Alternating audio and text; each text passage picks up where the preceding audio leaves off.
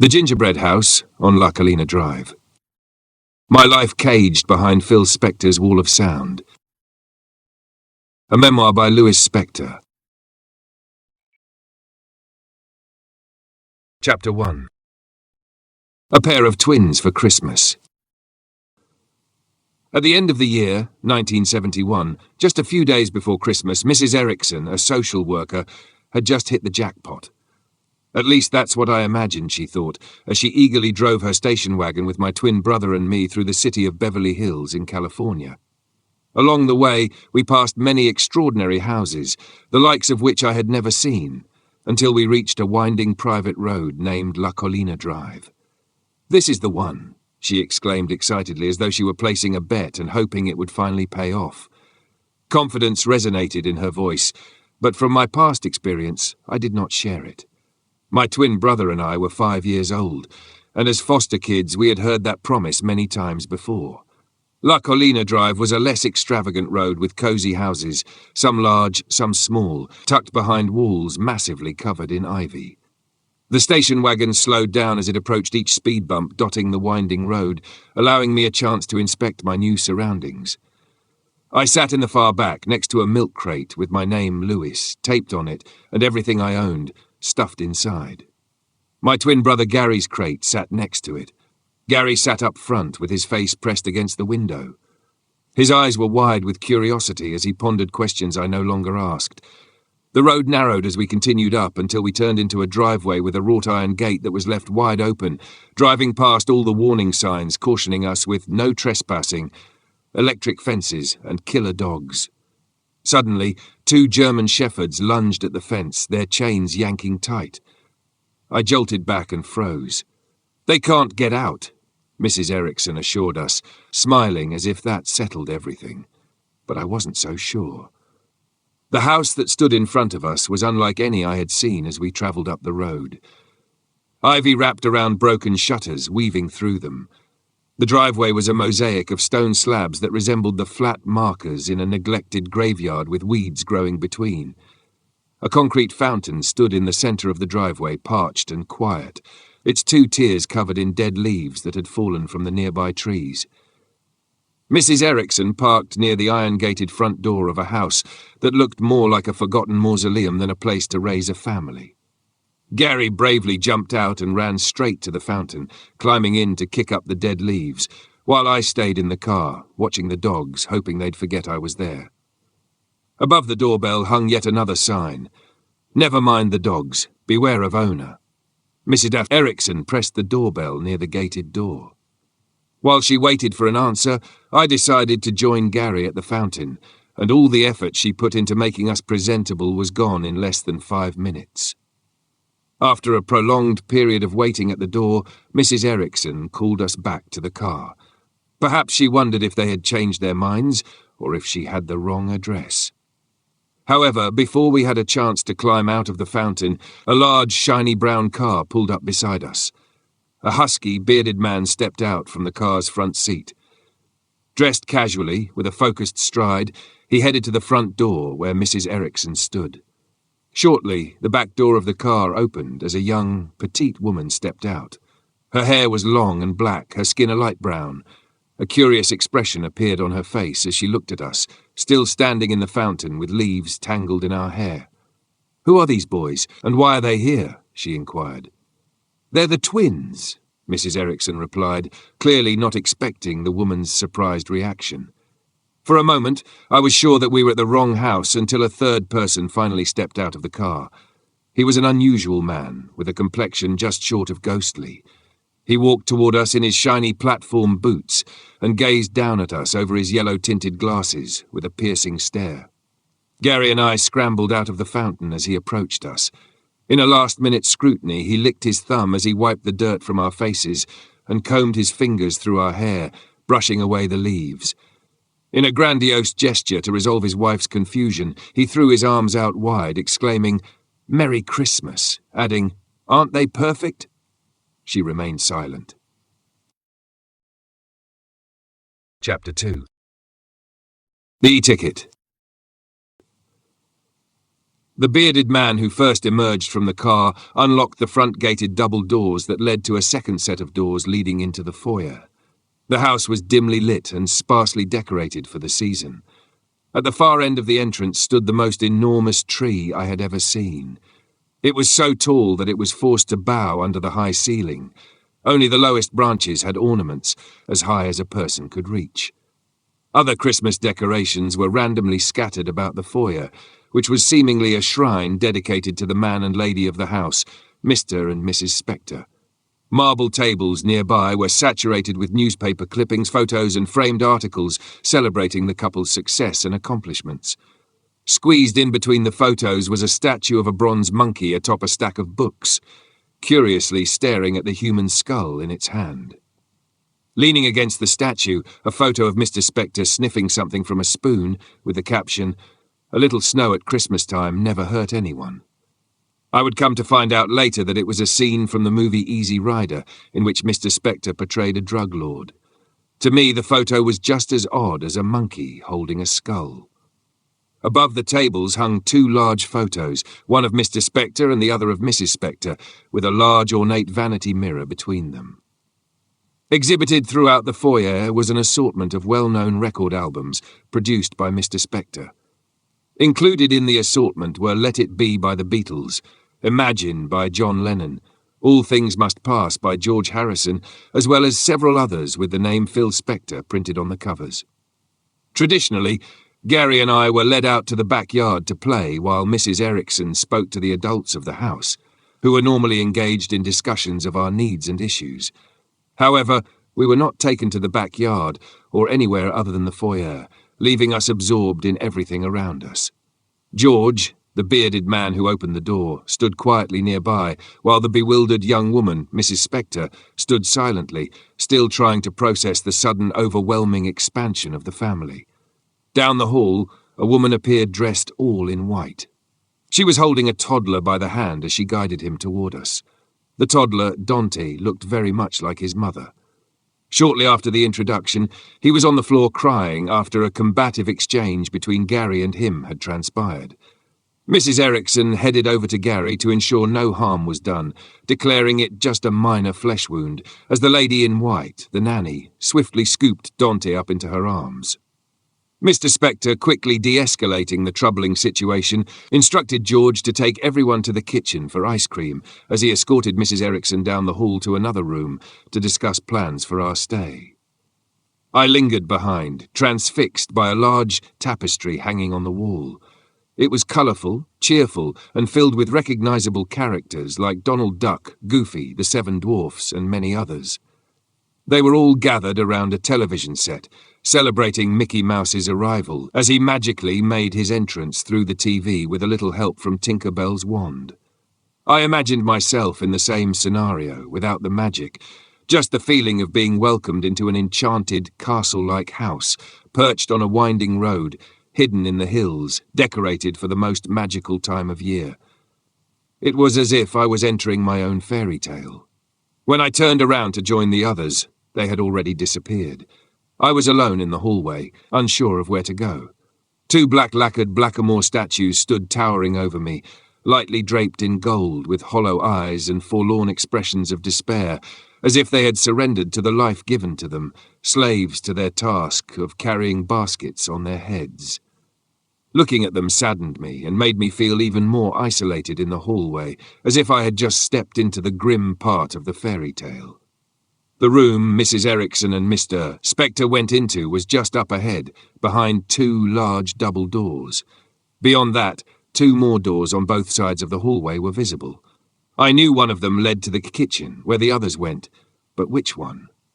Fearful that ferocious dogs like the ones outside could be behind one of the doors, I chose to go through the one I knew was safe, the one Mrs. Erickson went through.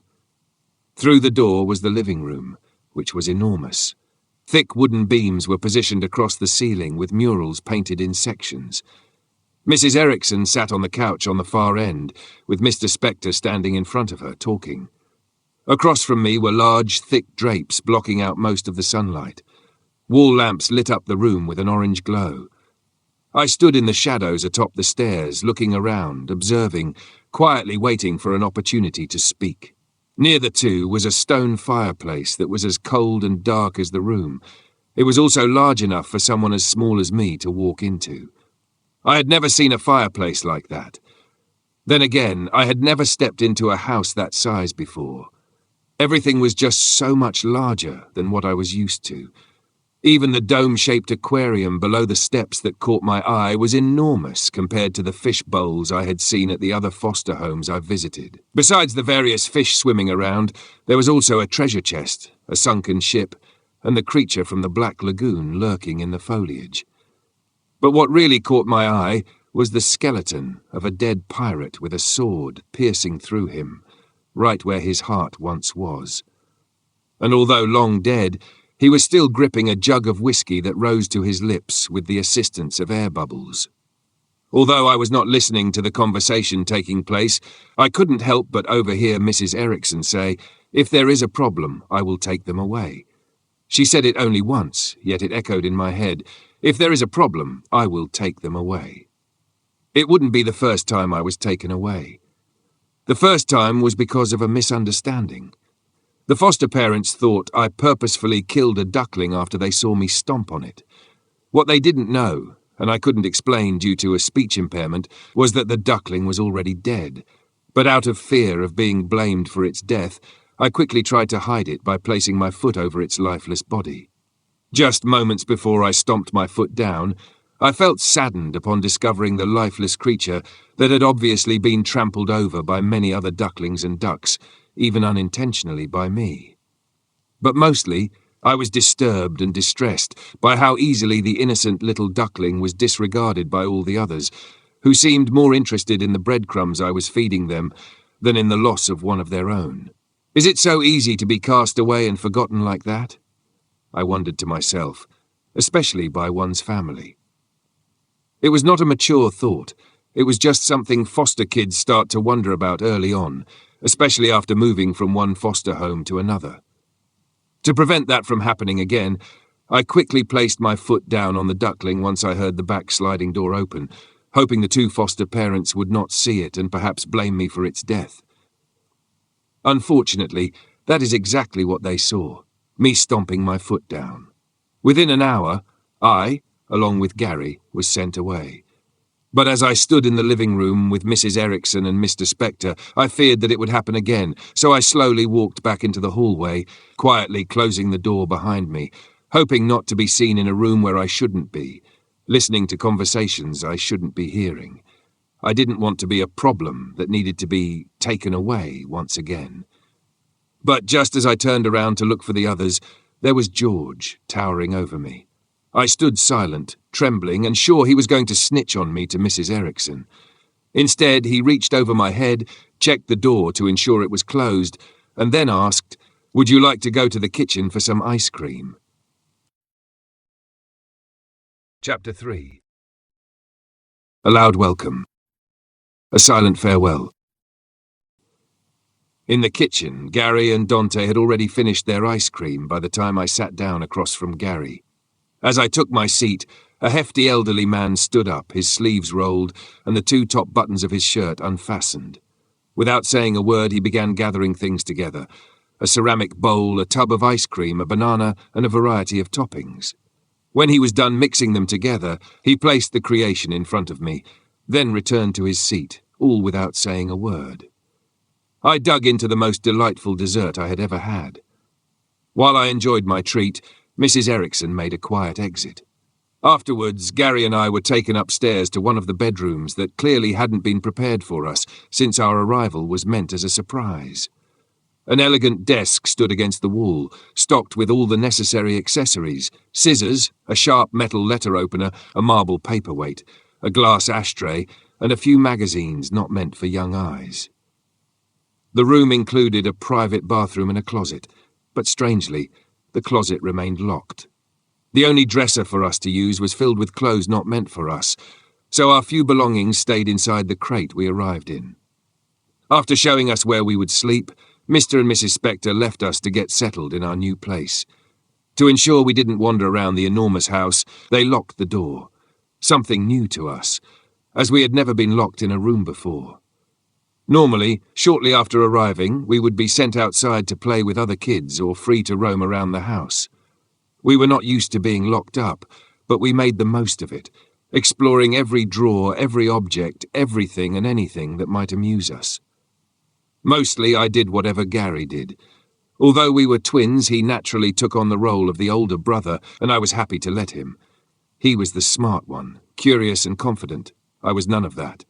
I barely spoke, and when I did, Gary was really the only one who could truly understand me.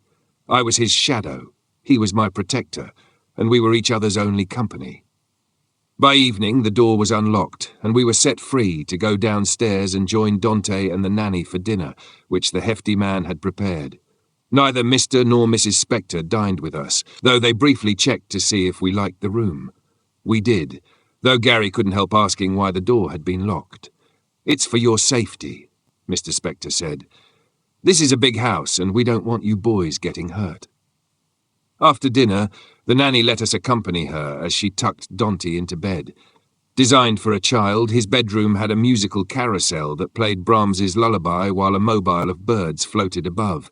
Scattered around were stuffed animals, and mounted on the light blue walls were wooden cutout plaques of Disney characters.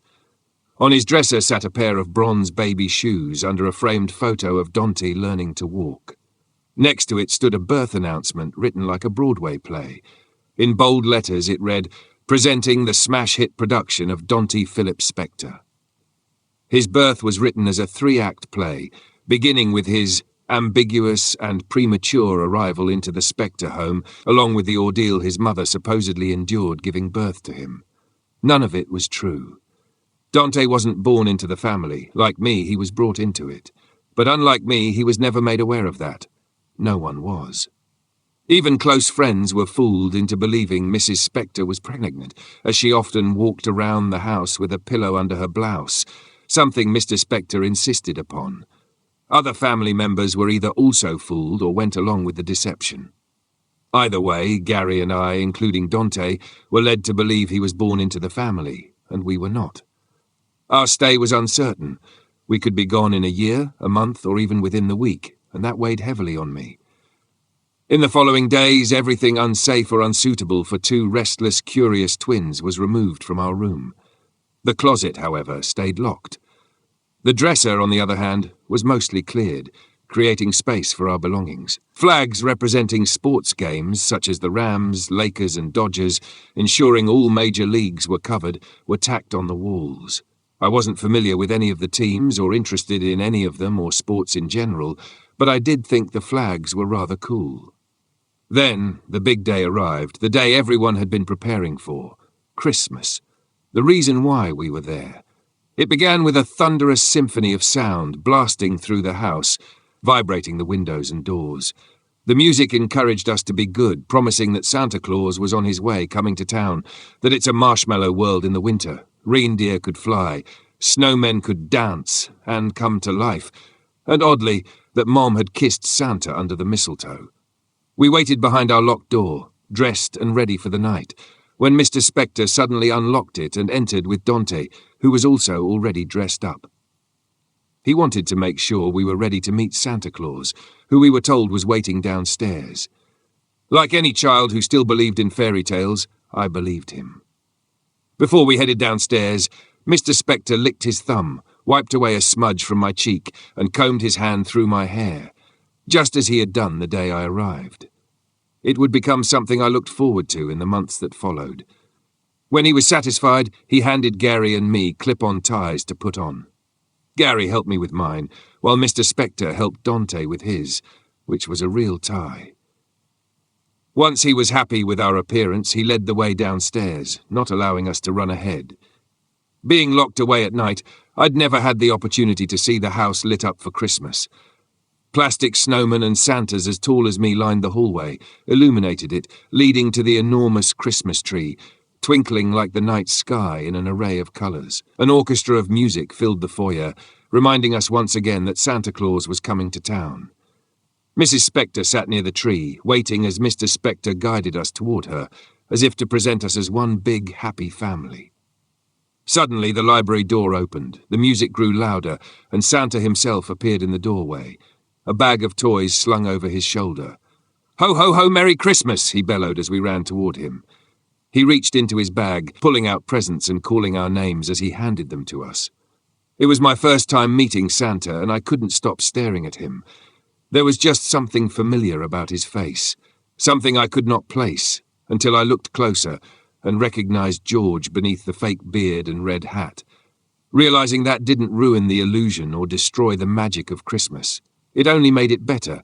George is Santa, and I was the luckiest boy alive to discover that. As much as I enjoyed tearing open gifts, it was really the tags that brought a smile to my face. They were plain, ordinary, simple tags, but what was written on them meant more than the toys themselves. In bold lettering, it read, "From Mom and Dad." I took one of those tags and shoved it in my pocket.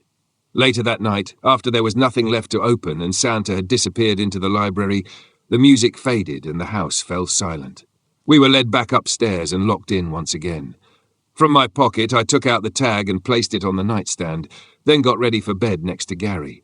That night, I had a dream, one that had visited me before. I was walking down an empty road towards a small house in the distance.